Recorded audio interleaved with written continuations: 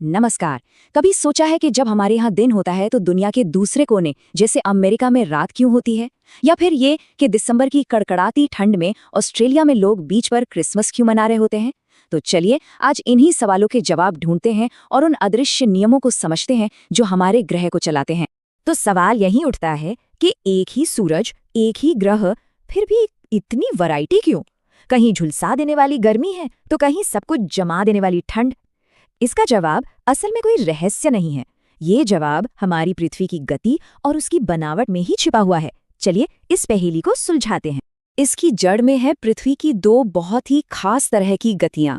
ये सिर्फ घूमना नहीं है, बल्कि एक ऐसा कॉस्मिक डांस है जो हमारे दिन रात, साल और हाँ, हमारे मौसमों को भी तय करता है।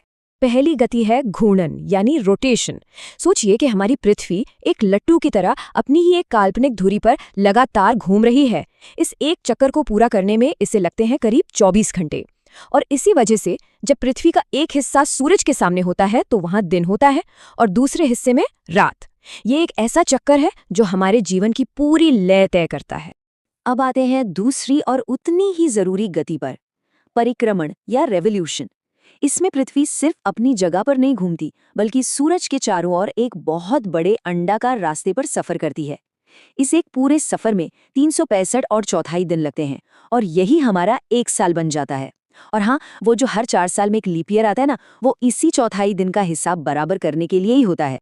अब इस नंबर पर ध्यान दीजिए, 23.5 डिग्री। ये सिर्फ एक नंबर नहीं है, ये सब कुछ बदल देता है। ये है पृथ्वी की धुरी का झुकाव। हमारी पृथ्वी एकदम सीधी नहीं घूमती, बल्कि थोड़ी सी तिरछी होकर घूमती है। और यही छोटा सा झुकाव मौसम बदलने का सबसे बड़ा कारण है। इसी की वजह से धरती पर जीवन में इतने रंग हैं। इस झुकाव का असर जानना है तो सोचिए, जब दिसंबर में हम यहाँ उत्तरी गोलार्ध में ठंड से कांप रहे होते हैं, ठीक उसी वक्त दक्षिणी गोलार्ध, जहाँ ऑस्ट्रेलिया है, सूरज की तरफ झुका होता है। नतीजा, वहां दिसंबर में जबरदस्त गर्मी पड़ती है और लोग बीच पर क्रिसमस मनाते हैं। तो ये पूरा चक्र चलता कैसे है? देखिए, 21 जून को हमारा उत्तरी गोलार्ध सूरज की तरफ सबसे ज्यादा झुका होता है, जिसका मतलब है साल का सबसे लंबा दिन और गर्मियां। वहीं 22 दिसंबर को इसका ठीक उल्टा होता है। और 21 मार्च और 23 सितंबर को एक बैलेंस बनता है, जब सूरज की रोशनी दोनों गोलार्धों पर बराबर पड़ती है। और इसीलिए इन दिनों पूरी दुनिया में दिन और रात लगभग बराबर होते हैं। अच्छा, एक बात सोचिए, जब पृथ्वी लगातार घूम रही है तो इस घूमते हुए गोले पर किसी जगह की एकदम सटीक लोकेशन कैसे पता लगाई जाए? इसके लिए इंसानों ने एक बहुत ही चालाक तरीका निकाला, एक अदृश्य नक्शा जो कुछ काल्पनिक रेखाओं से बना है। सबसे पहले हैं अक्षांश यानी लैटिट्यूड्स। इन्हें ग्लोब पर लेटी हुई रेखाओं की तरह समझ सकते हैं। इनमें सबसे अहम है भूमध्य रेखा यानी इक्वेटर, जो है 0 डिग्री पर। ये रेखाएं बस ये बताती हैं कि कोई जगह इक्वेटर से कितनी ऊपर यानी उत्तर में या कितनी नीचे यानी दक्षिण में है। और इन लेटी हुई रेखाओं को काटती हैं खड़ी रेखाएं, देशांतर यानी लॉन्गिट्यूड्स। ये उत्तरी ध्रुव से शुरू होकर दक्षिणी ध्रुव तक जाती हैं।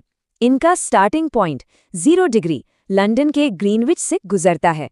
ये हमें बताती हैं कि कोई जगह ग्रीनविच से कितनी पूरब में है या पश्चिम में। और जब ये लेटी और खड़ी रेखाएं एक दूसरे को काटती हैं तो बनता है एक जाल, जिसे हम ग्रिड कहते हैं। हमारा जीपीएस, गूगल मैप्स, सब इसी ग्रिड सिस्टम पर चलता है। ये धरती के हर कोने को एक यूनिक एड्रेस देता है, बिल्कुल हमारे घर के पते की तरह। लेकिन रुकिए, ये ग्रिड सिर्फ एड्रेस बताने के काम नहीं आता, ये इससे कहीं ज्यादा पावरफुल है। यही वो सिस्टम है जो हमारी घड़ियों का टाइम सेट करता है और ये भी तय करता है कि दुनिया के किस हिस्से में कैसी जलवायु होगी। टाइम जोन के पीछे की मैथ्स बहुत सिंपल है। देखिए, एक पूरा गोला होता है 360 डिग्री का। पृथ्वी को ये 360 डिग्री घूमने में लगते हैं 24 घंटे। तो 360 को 24 से डिवाइड करें तो आता है 15। इसका मतलब है हर 1 घंटे में पृथ्वी 15 डिग्री घूम जाती है। बस इसी हिसाब से दुनिया को 24 टाइम जोन में बांट दिया गया है। इसे भारत के उदाहरण से समझते हैं। हमारा स्टैंडर्ड टाइम 82.5 डिग्री पूर्वी देशांतर से तय होता है। क्योंकि हम ग्रीनविच जो 0 डिग्री पर है उससे पूरब में है, तो हमारा समय उससे आगे होगा। कितना आगे? मैथ्स के हिसाब से ठीक 5.5 घंटे। इसीलिए जब लंदन में दोपहर के 12 बजते हैं तो हमारे यहाँ शाम के 5:30 बज रहे होते हैं। और जैसे देशांतर रेखाएं समय तय करती हैं, वैसे ही अक्षांश रेखाएं जलवायु तय करती हैं। इक्वेटर के पास के इलाके यानी टॉरड जोन में सूरज की किरणें सीधी पड़ती हैं, इसलिए ये सबसे गर्म है। जैसे जैसे हम ध्रुवों की तरफ बढ़ते हैं, टेम्परेट जोन में मौसम सुहावना हो जाता है, और ध्रुवों के पास फ्रिजिड जोन में सूरज की किरणें इतनी तिरछी पड़ती हैं कि वहां हमेशा ठंड रहती। ठीक है, तो हमने ये अदृश्य ग्रिड समझ लिया। अब बारी है इस नक्शे पर वो चीजें भरने की जो हमें असल में दिखती हैं, यानी हमारे महाद्वीप और महासागर। हमारी जमीन 7 बड़े बड़े भूभागों में बटी हैं, जिन्हें हम महाद्वीप कहते हैं। इनमें एशिया साइज में सबसे बड़ा है, इतना बड़ा कि धरती की करीब 1/3 जमीन इसी के पास है, और ऑस्ट्रेलिया सबसे छोटा महाद्वीप है। और इन जमीनी हिस्सों को अलग करते हैं विशाल महासागर। प्रशांत महासागर सबसे बड़ा और सबसे गहरा है, अटलांटिक महासागर एस शेप का और दुनिया का सबसे व्यस्त व्यापारिक मार्ग है, और हिंद महासागर दुनिया का इकलौता महासागर है जिसका नाम हमारे देश हिंदुस्तान के नाम पर है। चलिए अब इन सभी ग्लोबल कॉन्सेप्ट्स को एक साथ लाते हैं और इन्हें अपने देश भारत के संदर्भ में देखते हैं। इससे सब कुछ एकदम क्रिस्टल क्लियर हो जाएगा। तो इस ग्लोबल मैप पर भारत का एड्रेस क्या है? ये रहे भारत के कोऑर्डिनेट्स। अक्षांश बताता है कि भारत पूरी तरह से उत्तरी गोलार्ध में है, और देशांतर बताता है कि ये पूर्वी गोलार्ध में है। ये इस ग्रिड पर भारत का सटीक पता है। अब यहाँ एक बहुत ही दिलचस्प बात सामने आती है। भारत पूरब से पश्चिम तक लगभग 30 डिग्री देशांतर में फैला है, और याद है 15 डिग्री का मतलब 1 घंटा। इसका मतलब ये हुआ कि गुजरात के पश्चिमी छोर और अरुणाचल प्रदेश के पूर्वी छोर के लोकल टाइम में करीब 2 घंटे का फर्क है।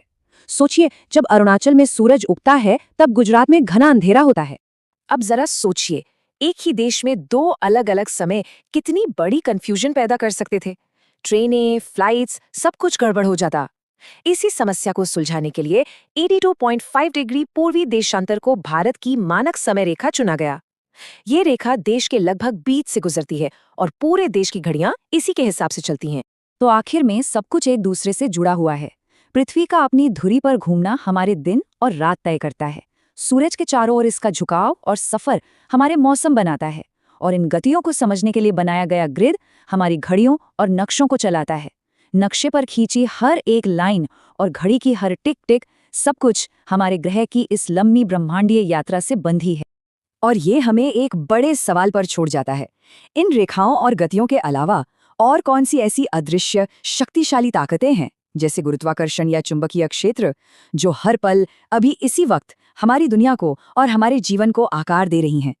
इसका जवाब खोजना एक कभी न खत्म होने वाली यात्रा